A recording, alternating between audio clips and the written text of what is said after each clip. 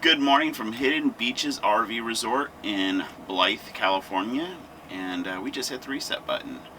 We plugged into utilities, we dumped our tanks, filled our tanks, did our laundry, and are all set for about another week or so of boondocking. Our destination today is the Cibola Wildlife Refuge, a place that I used to recreate during the summer months with my boat and jet ski. And yeah, looks like it's still there. And they now charge $15 a night to park in this one area. I'm not sure when that happened, but it makes sense. Yeah, that's our GPS. It's supposed to trigger when I say, "Whoa, Nelly." See, I say what it's supposed to respond to, and it doesn't respond to. But right now, I need to get a California fishing license. So we're off to Kmart. We gotta have our priorities.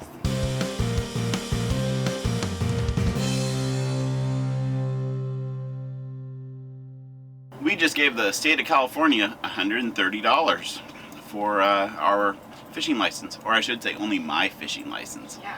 And I opted for an annual non-resident license because we're going to be here for at least 6 weeks. And yeah, so I kind of knew that going into it, but it's worth it if it provides me some entertainment and also some neat experiences. On another note, we filled up with fuel in Arizona before we crossed over because I always known that Arizona's cheaper. But it was $2.05 for a gallon of gas on the Arizona side. 5 miles away in Blythe, $2.79. That's a big difference if you're filling up a tank like this. So saved us a few bucks there. Now we are on our way to Palo Verde.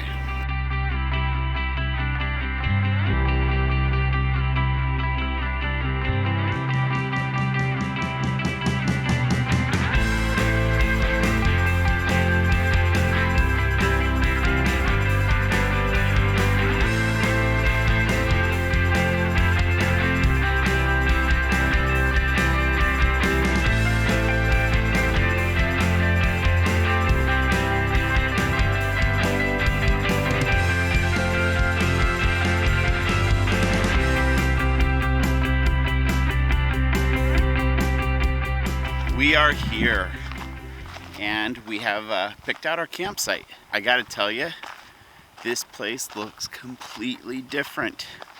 I know it's been like 15 years since I've been here, but this is totally different. I don't even really remember the little camping area that we're parked down here to my right in even existing. I know there's like a slough, but I don't know. And then this whole area up here by the launch ramp and cove, totally different. And I have very, very vivid memories of this area because kind of way over there off in the distance used to be a big old sand pit, and I got my 2-wheel drive truck stuck in that sand pit. Definitely remember that one. But on the positive side, this is really neat. There are some more facilities here, some improved camping areas. I saw a dumpster, so I get to get rid of the deep dish Little Caesars boxes that we picked up at Kmart. Can't help myself.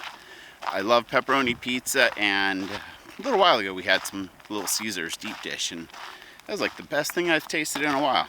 I know it's not healthy, but hey, what are you gonna do? I know I'm getting old now because I'm about to say something, but back in my day, this used to be a dirt lot and free camping. Now there's all kinds of stuff here, which I will say is nice, and the launch ramp's kind of right down there. So $15 a night, I'd say it's still a deal considering the area. And the good news is we're parked over by that lagoon or oxbow lake, so we'll be able to take the kayaks out for an evening paddle. There's now all kinds of developed campsites here along the river. This all just used to be kind of brush like you see all the way down there. At least the river itself hasn't changed much. It's still beautiful.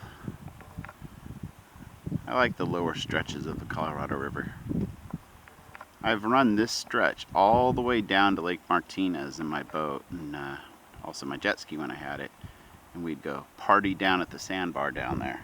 That was back in the day when I'd be sucking down Coors Lights all day long. But I think most of us had a time in our life like that. The wild and crazy youth. Here's where we are camping for the night. It is, gosh, I don't really remember it being here. But it's a nice little notch where about 5 or 6 RVs can fit.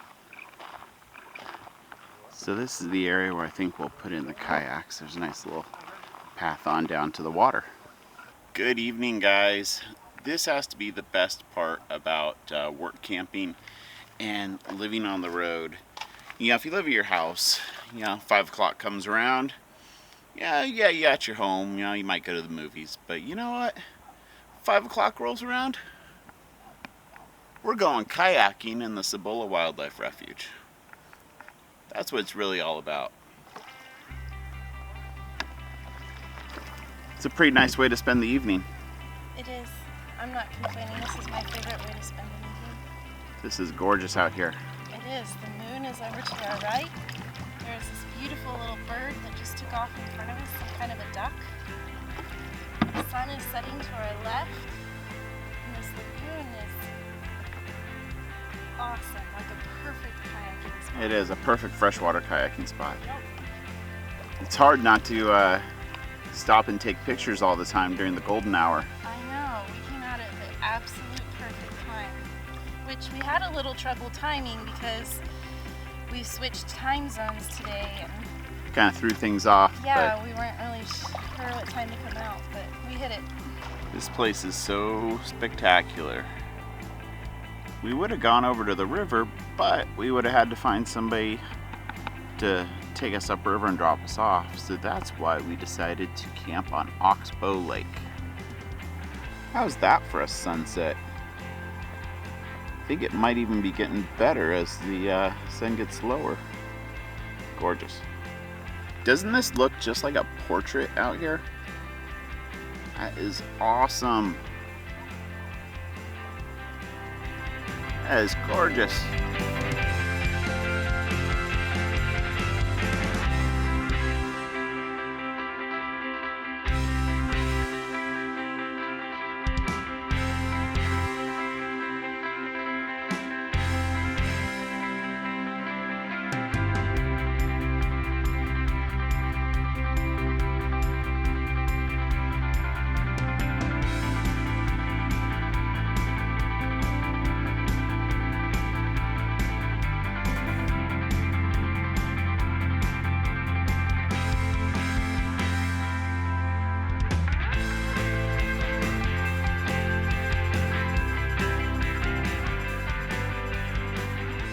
Good evening, guys.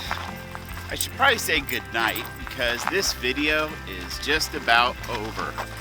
We're back at camp and taking the little monsters for a walk before it gets completely dark.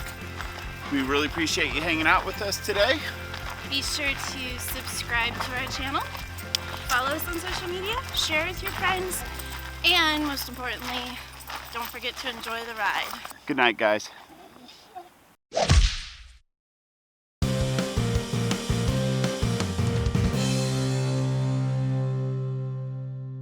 I'm going to share a little bit of the check-in process we experienced here yesterday.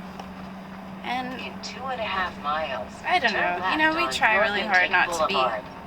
negative or rude, but I called here yesterday and asked if they had space for us and a site that was long enough for us without unhooking our trailer. And I spoke to this really nice lady, and she said that what we could do is just pull into one of they're not technically pull through spots because there's 2 sites, but that it would be long enough for us to fit, and they had plenty of them, and it would be $16. That's what she told me on the telephone. Because we're Passport America members, it's twice that price if you're not. So we came on over, and then some different person checked me in, and at first she told me they had nowhere to park, and I said, well, now I just spoke with a lady here, and she said that, and I told her what she said. She said, well, I'll have to wait until I can speak with her. And she's on the phone. So I ran out to get my Passport America card because she said she would require it, and that's fine. And when I came back in, she said, okay, I know where we're gonna have you park, and it'll be $21 a night. And I said, she told me it would be 16 on the telephone. She says, well, you're taking up 2 spaces, so it's gonna be 21. Okay, fine. Whatever, we're here, and it's not that expensive, and life goes on. Then, how many adults do you have? 2. Children? None. Pets? 2. But $2 extra per pet. Okay, so now we're from $16 to $25. And it was more the attitude, I think, that aggravated me even than the extra money. You know, like, you're kind of used to that. You come in and you don't always know about all of the costs up front, but it was a wee bit irritating. It's a fine place to stay for a night or so. It's tight quarters. If you can, if you can back in to one of the sites on the river, which if you have Passport America, those are $21 plus extra for your dogs. But if you have a trailer or an RV that you can back in and you don't have the trailer behind you like we do, I highly recommend those. They actually had these little cement decks with chairs and railings kind of out over the edge of the cliff so that you could sit back there and maybe eat dinner or just watch the river go by. It was really pretty. That was probably the best part. We did do laundry, and they had 2 washers, 2 dryers, and 1 washer was broken and sitting there half full of water. The groundskeepers were polite. I spoke with one of them, and they called me ma'am. That's always impressive. And there's a lot of people who live there, a lot of things piled around. So, you know, just be prepared. It's lived in. It's well lived in. And not terribly glamorous, but it got the job done, and we got our laundry done, refilled our tanks, emptied our tanks. So prior to this trip, any shower that involved the RV was not a real shower in my book. Still really isn't. But last night I caught myself saying, I can take a real shower tonight, because we weren't boondocking, we had plug-in water, and the water was hot and all of that good stuff. So it's all about perspective, right? Anyway, as you can probably tell, I wasn't thrilled with the place. I was kind of annoyed by their front desk staff, but it was fine for a night. And a great place to just push reset.